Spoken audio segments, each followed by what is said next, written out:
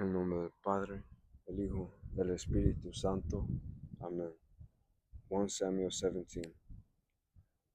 David spoke to Saul, "Let your majesty not lose courage. I am at your service to go and fight this Philistine." But Saul answered David, "You cannot go up against this Philistine and fight with him, for you are only a youth, while he has been a warrior from his youth." David continued, "The Lord who delivered me from the claws of the lion and the bear will also keep me safe from the clutches of this Philistine." Saul answered David, "Go, the Lord will be with you." Then, staff in hand, David selected 5 smooth stones from the wadi and put them in the pocket of his shepherd's bag. With his sling also ready to hand, he approached the Philistine. With his shield bearer marching before him, the Philistine also advanced closer and closer to David. When he had sized David up and seen that he was youthful and ruddy and handsome in appearance, the Philistine held David in contempt. The Philistine said to David, "Am I a dog, that you come against me with a staff?" Then the Philistine cursed David by his gods and said to him, "Come here to me, and I will leave your flesh for the birds of the air and the beasts of the field." David answered him, "You come against me with sword and spear and scimitar, but I come against you in the name of the Lord of hosts, the God of the armies of Israel, that you have insulted. Today the Lord shall deliver you into my hand. I will strike you down and cut off your head. This very day I will leave your corpse and the corpses of the Philistine army for the birds of the air and the beasts of the field. Thus the whole land shall learn that Israel has a God. All this multitude too shall learn that it is not by sword or spear that the Lord saves, for the battle is the Lord's, and he shall deliver you into our hands." The Philistine then moved to meet David at close quarters, while David ran quickly toward the battle line in the direction of the Philistine. David put his hand into the bag and took out a stone, hurled it with a sling, and struck the Philistine on the forehead.